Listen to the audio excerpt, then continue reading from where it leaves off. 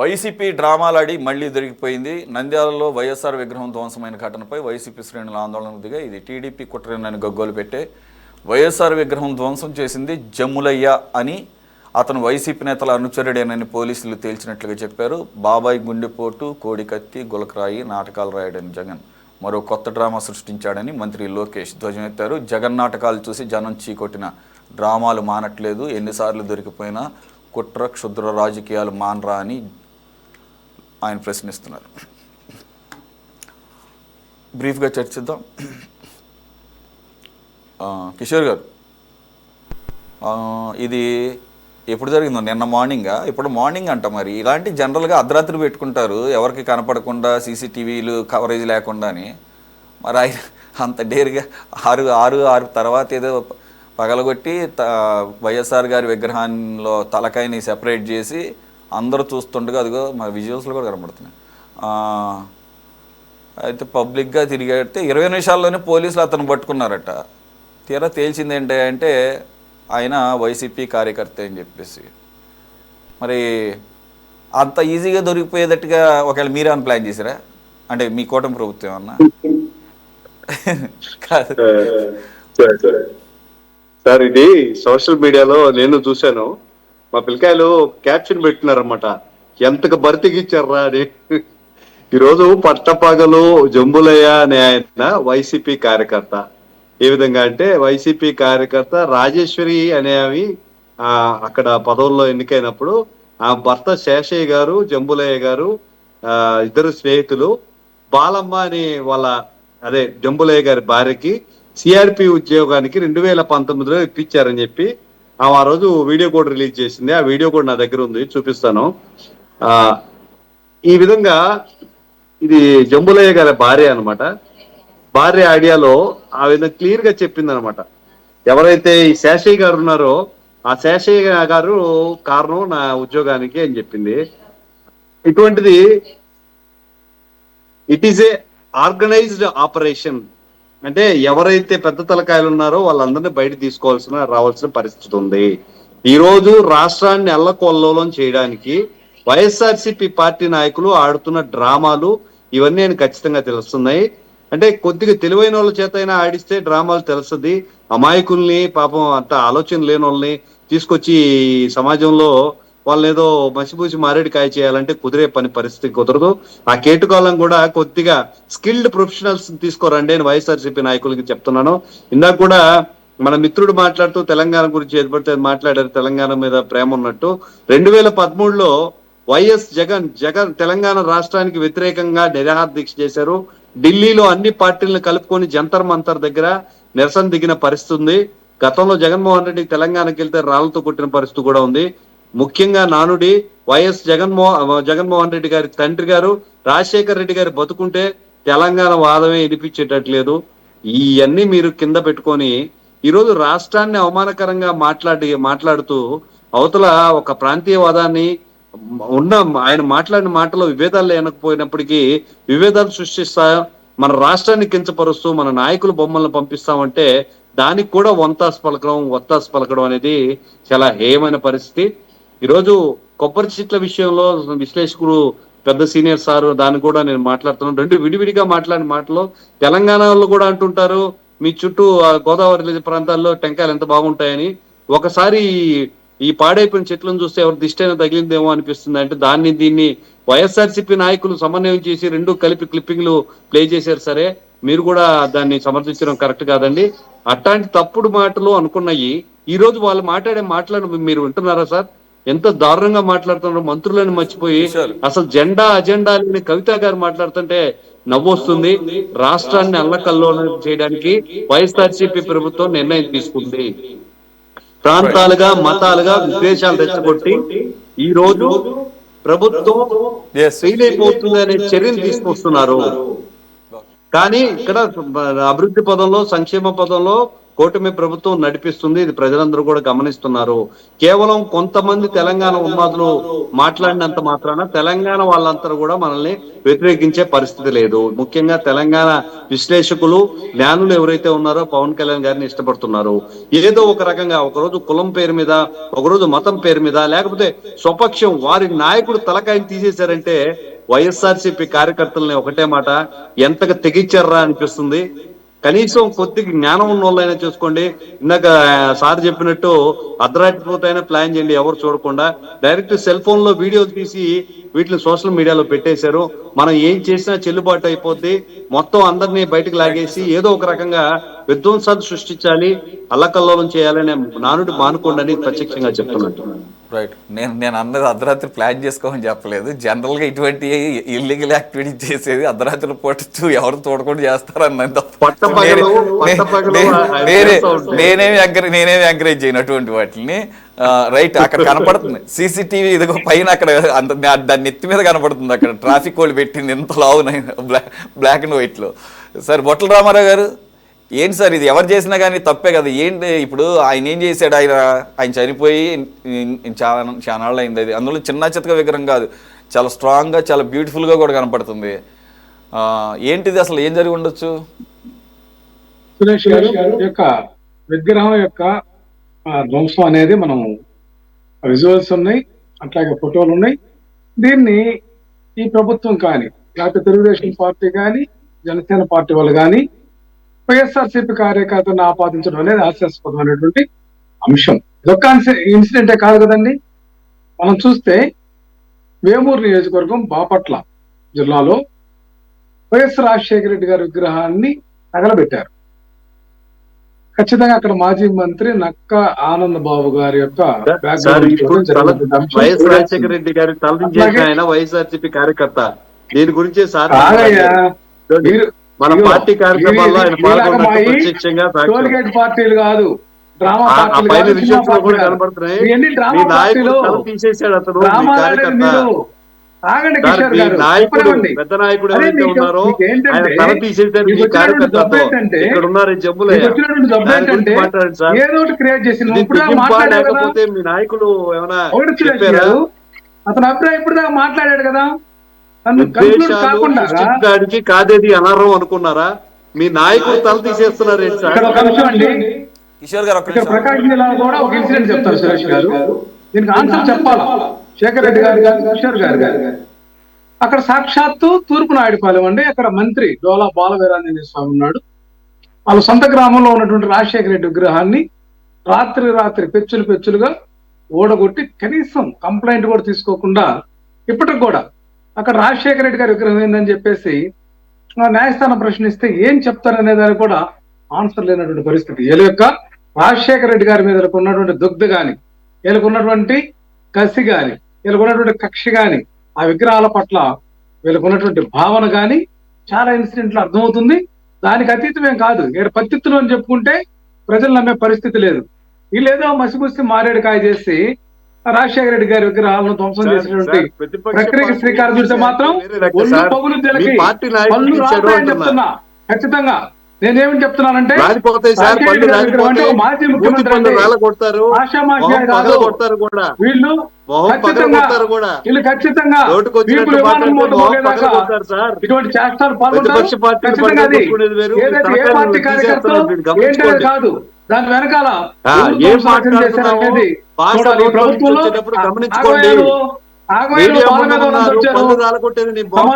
ఖచ్చితంగా ఈ రకంగా మీరు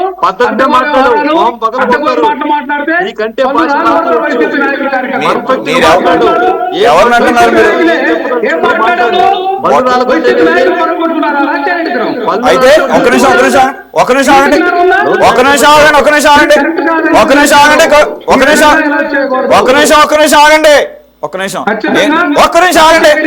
బొట్ల రామారావు గారు ఒక్క నిమిషం ఆగండి. నేను అడిగేదానికి సమాధానం చెప్పండి. మీరు ఇప్పటి వరకు నేను జనరల్ గా మాట్లాడిన అగ్రెషన్ అనుకున్నాను. మీరు వ్యక్తిని ఏమన్నా ఉద్దేశించి అంటున్నారా, లేకపోతే విగ్రహాన్ని పగలగొట్టినోడి పళ్ళు రాలగొడతాం అంటున్నారా? ఎవరి గురించి మాట్లాడుతున్నారు మీరు? మీరు జనరల్ గా అన్నారనుకుని నేను అలా చేశా. మీరు జనరల్ గా పగలగొడితే మాత్రం ఒప్పుకోమంటున్నా. అదే పళ్ళు ఎవరిది రాలగొడతారు? పళ్ళు ఎవరిది రాలగొడతామన్నారు? నేను ఎందుకు అడ్డుకోలేదు తెలుసా? మీరు ఎవరిని పళ్ళు రాలగొడతామన్నారు?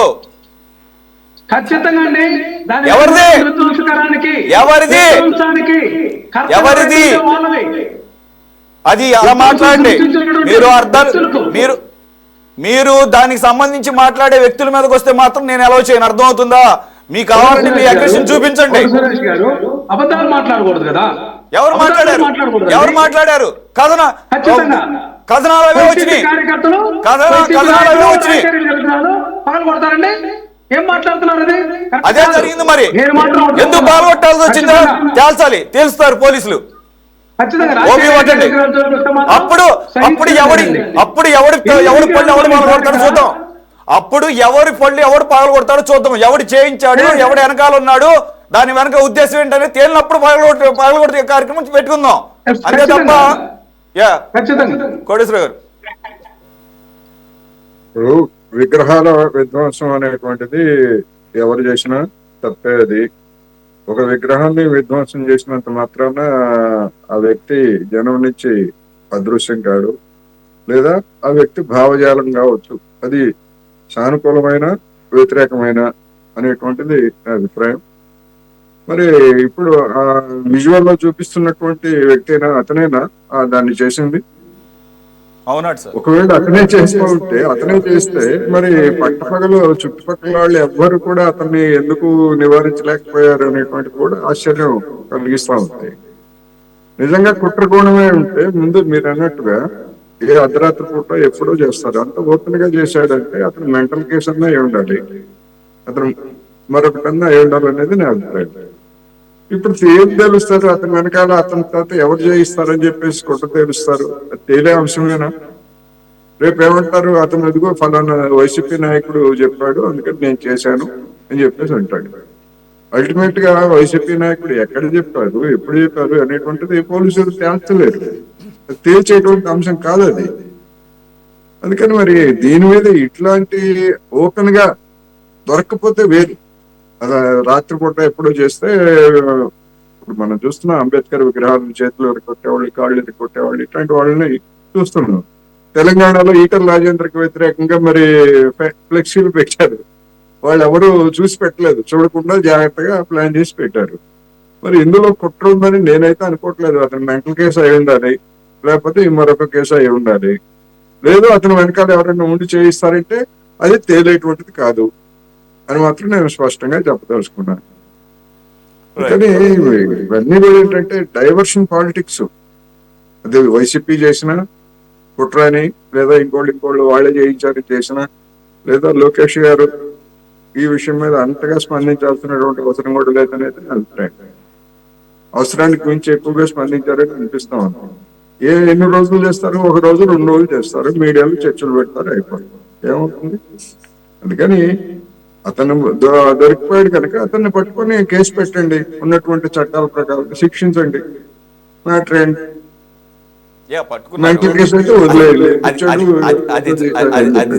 అది జరిగిన 20 నిమిషాల్లోనే అతన్ని ట్రేస్ చేశారు, పోలీసులు పట్టుకున్నారు. అయితే ఇప్పుడు ఏంటంటే అతని అసోసియేషన్ అంతా కూడా వైసీపీతో ఉన్నదని చెప్పి ఇప్పుడు మన మిత్రుడు కిషోర్ గారు చెప్పినట్టు వాళ్ళ వైఫ్కి అలాగే వాళ్ళ మిత్రుడికి వాళ్ళంతా కూడా అక్కడ చిన్న చిన్న పదవులు ఉన్నాయంట, పోస్టింగ్స్ అంట, అవన్నీ ఉండొచ్చు.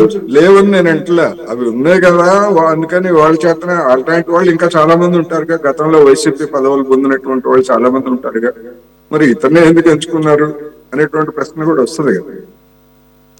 ఇతన్నే ఎందుకు ఎంచుకున్నారు? అందులో పట్టపగలు అంతా చూస్తుండగానే మరి వాళ్ళ కుటుంబ సభ్యులైనా ఎందుకు అలాంటి పనులు చేశారు? అది అవ్వగానే వరుసగా ప్రెస్ మీట్లు పెట్టారు వైఎస్ఆర్సీపీ నాయకులు. దాని గురించి ప్రస్తావిస్తున్నాను. ఎవరు నేను చెప్తున్నది, వాళ్ళు ప్రస్తావించిన తెలుగుదేశం వాళ్ళు దాని మీద అతిగా స్పందించిన, గంట వ్యవధి లోపలే ఆడ చేరుకుంటే డ్రామా లాగే అనిపించింది, అందుకనే చెప్పాం. అంటే ఇప్పుడు లోకేష్ గారి ట్వీట్ ద్వారా కానీ లేకపోతే ఆయన చెప్పిన దాని ప్రకారంగా పోలీసులు చెప్పింది ఏంటంటే 20 నిమిషాలను పట్టుకోవడం జరిగింది, 1 అవర్ లోపులోనే వైసీపీ శ్రేణులన్నీ అక్కడికి వచ్చి నిరసన కార్యక్రమాలు చేయటం, ఆ తర్వాత వరుసగా ప్రెస్ మీట్లు పెట్టడంతో మీరు అన్నట్టుగా నాకు అనిపించింది దీనికి అంత స్పందించాలని చెప్పేసి. ఈ ప్రెస్ మీట్లన్నీ పెట్టినప్పుడు ఇది రాంగ్ ఇన్ఫర్మేషన్ అని చెప్పేసి జనాల్లోకి వెళుతుంది కాబట్టి దీన్ని అతని అసోసియేషన్ అవన్నీ చెప్పడం జరిగింది. మేబీ మీరు అన్నట్టు అది ఏ పార్టీ అయితే అసలు ఆడి మెంటల్లీ రిటార్డెడ్, మెంటల్లీ వైసీపీ దాన్ని ఎక్కువ చేసినా దాని మీద లోకేష్ గారు తెలుగుదేశం వీళ్ళు ఎక్కువగా స్పందించినా గానీ అతి స్పందన 2 వైపుల నుంచి అని నేను చెప్తున్నాను. 2 వైపుల నుంచి వాళ్ళే అడ్వాంటేజ్ తీసుకోవడానికి వాళ్ళు చూశారు, దీన్ని కాంట్రవర్సీ చేయడానికి చూశారు. ఏమి సాధిస్తారు? ఏముండదు, అది 2 రోజులు అయిపోద్ది. ఇది మామూలు వ్యవహారం. యాక్చువల్గా అడపదడప రాష్ట్రంలో ఎక్కడో చోట ఇట్లాంటివి జరుగుతూనే ఉంటాయి ఖచ్చితంగా. అయితే ఇది ఒక కుట్రపూరితంగా చేశారు. వితిన్ 1 అవర్ అక్కడికి అన్ని శ్రేణులు చేరుకోవడం, పొద్దున పూటే వచ్చేసి అక్కడ నిరసన కార్యక్రమాలు అనే దానికి ఏదో దాన్ని పట్టుకున్నట్టున్నారు, కాన్సన్ట్రేట్ చేసినట్టున్నారు. విజయశేఖర్ రెడ్డి గారు, మీకు ఏమైనా అడిషనల్ ఇన్ఫర్మేషన్ ఉందా? అసలు ఇది సార్ నేను ఏదైతే ఎక్కడ ఏ చిన్న ఇష్యూ జరిగినా వెంటనే కూటమి ప్రభుత్వం మీద దుమ్మెత్తిపోయడం, అభూత కల్పన ప్రచారం చేయడం, జగన్మోహన్ రెడ్డి కావచ్చు, ఆ పార్టీని కావచ్చు, మేమేదో చేయాలనుకుంటున్నాం అనేది ప్రజల్లోకి తీసుకెళ్లడం, సానుభూతి సంపాదించడం, ఉద్వేగాలు రెచ్చగొట్టడం, భావోద్వేగాలు రెచ్చగొట్టడం. సార్ ఇప్పుడు మీరు చూడండి, వివేకానంద రెడ్డి గారి కేసులో ఏం చేశారు సార్? నరకాసుర రక్త చరిత్ర అని మా చేతులు కత్తిపెట్ట సార్. ఆ రోజు రాష్ట్రమంతా తిరిగి మా మీద లేనిపోని అభూత కల్పనలు సృష్టించి మా మీద అబండాలు వేసి ఆ రోజు ఓట్లు తడుకోవాలా? వీళ్ళు సానుభూతిని క్రియేట్ చేయలేదా? తర్వాత సార్ ఆ రోజు కోడికత్తి వ్యవహారం ఎట్ చేశారు సార్. సార్ అదేదో ఒక అంతర్జాతీయ హత్యా ప్రయత్నంగా రాష్ట్ర ప్రభుత్వం స్పాన్సర్ చేసిన ఇష్యూ లాగా వాళ్ళు ఏ రకంగా మాట్లాడారు సార్? ఎవడో కోడికత్తి ఎవడో పోతే వీళ్ళే చేయించుకొని ఈ రోజు కనీసం సాక్ష్యం చెప్పడానికి కోర్టు పోడు సార్ జగన్మోహన్ రెడ్డి. అట్లా ఏ గులకరాయి అంశాన్ని అప్పటి వరకు ఇక అన్ని అయిపోయినాయి, ఇక మళ్ళా నెక్స్ట్ సానుభూతి గెలవాలా? ఏం చేయాలి? గులకరాయి అంశాన్ని లైన్లో తెచ్చారు. ఎవడో చిన్న గులకరాయి కొడితే 1 వారం అంతా బ్యాండేజ్ చేసుకొని అన్ని ఊళ్ళకు తిరిగి అయ్యో జగన్మోహన్ కొట్టారు అని అదొక సానుభూతి. సరే మొన్న రీసెంట్ గా కడపలో పెద్ద దస్తగిరి అనే వ్యక్తిని హత్య చేశారు. చేసింది వైసీపీ వాళ్ళే, కానీ 9% టీడీపీ మీద, కూటమి ప్రభుత్వం మీద. చూడండి, పట్టపగలు కడపలో ఇంత అన్యాయంగా బ్యాచ్లు పెట్టి మరి చంపారండి మా నాయకుడిని, మా కార్యకర్తలు. ఇదేం ప్రభుత్వం అండి? ఇదేమి జంగిల్ రాజు అండి? ఇదేమి అడగని ప్రభుత్వం అండి? ఎవరెవరైతే మాడతారో ఈ చిన్న ఇష్యూలు 1-2 రోజులు మాడుకుంటే అయిపోయేటి మాడతారో వాళ్ళకి నా సమాధానం సరిది. కడపలో జరిగిన ఇష్యూ ఏంటి? ప్రెస్ మీట్లు మరీ మాట్లాడారు. మా నాయకుడు చంపారు, కాపుగా చంపారు, బ్యాచ్లు చంపారని మాట్లాడారు. తీరా చూస్తే సార్ వాళ్ళే ఆ గంజాయి బ్యాచ్లే, వైసీపీ నాయకులే, ఆ బండి నిత్యానంద రెడ్డి మనుషులే, ఆయన మన మేనమామైన జగన్ రెడ్డి మేనమామైన రవీంద్రారెడ్డి మనుషులే వాళ్ళే చంపారు. దేనికి? వాళ్ళ బినామీ ఆస్తుల కోసం 1000 కోట్ల బినామీ ఆస్తులు సంపాదించారు కడపలో. అవన్నీ బయటకు వచ్చేటప్పటికి ఇప్పుడు ఎవరు పోసెత్తట్లేదు. ఈ రకంగా సార్ ఇట్లాగే రకరకాలుగా తిరుమలలో ఏదో బీరుబాటలు దొరుకుతాయి, దాని మీద పెద్దగా సోషల్ మీడియాలో కావచ్చు, లేదంటే సాక్షి పేపర్లో కావచ్చు, టీవీలో కావచ్చు విపరీతంగా చేస్తారు. తిరుమల పవిత్రత నాశనం చేస్తారు, చంద్రబాబు నాయుడు గారిని పెడతారు. మళ్ళా మీరు దాన్ని కనుక్కొని అయ్యా చేసింది సాక్షి వాళ్ళు అనగానే మళ్ళా దానికి మళ్ళీ సైలెంట్ అయిపోతారు. సరే ఎక్కడ ఏం చేసినా వీళ్ళు ఒక పద్ధతి ప్రకారం ఒక కుట్ర కోణంలో ప్రతిదీ కూడా చేస్తూ ఈ రోజు సార్ నంద్యాల జరిగింది కూడా అలాగే అనుకున్నాం మేము. ఎందుకంటే సార్ వరుసగా ఏదైతే జరుగుతున్నాయో సంఘటనలు అన్ని కూడా అలాంటి కోణాన్ని చూపిస్తున్నాయి. ఈ రోజు ఇప్పుడు ఇతరు కూడా అలాంటి కోణంలో ఉన్నాడు అనుకున్నాం మేము. లేకపోతే సార్ ఓ ఫ్రస్ట్రేట్ అయ్యి నిరాశ నిస్పృహాల్లో విసుగు చెంది కొంతమంది వాళ్ళ కార్యకర్తలు ఈ మాదిరిగా విగ్రహాలు ధ్వంసం చేస్తే మాకు ఆపాదించడం ఏంటి సార్? మమ్మల్ని అడిపోసడం ఏంటి సార్? తెలుగుదేశం పార్టీ మీద అద్దుమిత్తిపోవడం ఏంటి సార్? జంగిల్ రాజుని మాట్లాడతారు, అడవికి ప్రభుత్వాన్ని మాట్లాడతారు. ఈ రకంగా మాట్లాడితే సార్ మేము ఎన్ని రోజులు కాముగా ఉండాలి చెప్పండి? అందుకనే మేము మాట్లాడుతున్నాం, అందుకనే లోకేష్ గారు మాట్లాడతారు. మీరు ఇలా కుట్ర పన్ని ప్రజల్లో ఒక సానుభూతిని క్రియేట్ చేయాలి సార్. ఈ రోజు అద్భుతంగా రాష్ట్ర ప్రభుత్వం సంక్షేమ పథకాలు కావచ్చు, లేదంటే డెవలప్మెంట్ కావచ్చు జరుగుతుంది. ఒక పక్క అమరావతిని కడుతున్నారు, ఒక పక్క పోలవరము, అట్లాగే వెలుగొండ ప్రాజెక్టులు, లేదంటే రకరకాల ఇరిగేషన్ ప్రాజెక్ట్స్ అన్ని కంప్లీట్ అవుతున్నాయి. ఇంకొక పక్క పరిశ్రమలు వస్తున్నాయి, పెట్టుబడులు అద్భుతంగా అన్ని రీజియన్స్ లో పెట్టుబడులు వస్తున్నాయి. ఇది ఏం చేయాలి? సానుభూతిని సంపాదించాలి. సానుభూతి సంపాదించడం కోసం ఏదో ఒకటి చేయడం. వెంటనే జంగిల్ రాజు సార్, అసలు జంగిల్ రాజు అనడానికి వీళ్ళకి హక్కు ఉందా సార్? యాక్ట్ 13 అమల్లోకి తెచ్చి రాష్ట్రానికి సర్వనాశనం చేసి భయోత్పాతాలు సృష్టించి సార్ Okay. ప్రతిపక్ష నాయకులు కావచ్చు, పార్టీలు కావచ్చు, ప్రజలు కావచ్చు, సార్ కనీసం సార్ నవ్వాలంటే కూడా పర్మిషన్ లేని పరిస్థితి, ఏడ్చాలంటే పర్మిషన్ లేని పరిస్థితి, Okay, okay, రోడ్డు right. మీదకి పోవాలంటే భయం ప్రజలకి. ఓకే విజయసాగర్ రెడ్డి గారు, ఇప్పుడు ఈ రోజు మీరు జంగల్ రాజ్ అని ఈ కూటమి ప్రభుత్వం, సార్ నేను అడుగుతున్నా, రామారావు గారు మాట అన్నారు మాకు పర్మిషన్ ఇవ్వట్లేదు అని. సార్ ఎక్కడైనా జగన్మోహన్ రెడ్డి గారు సభకు పర్మిషన్ ఇక్కడ ఉండడం చూసారా మీరు? ఏ ర్యాలీకైనా పర్మిషన్ లేకుండా ఉండడం చూసారా మీరు? సార్ మీరు ఎన్ని ర్యాలీలు పెట్టినా, ఒక్క నిమిషం.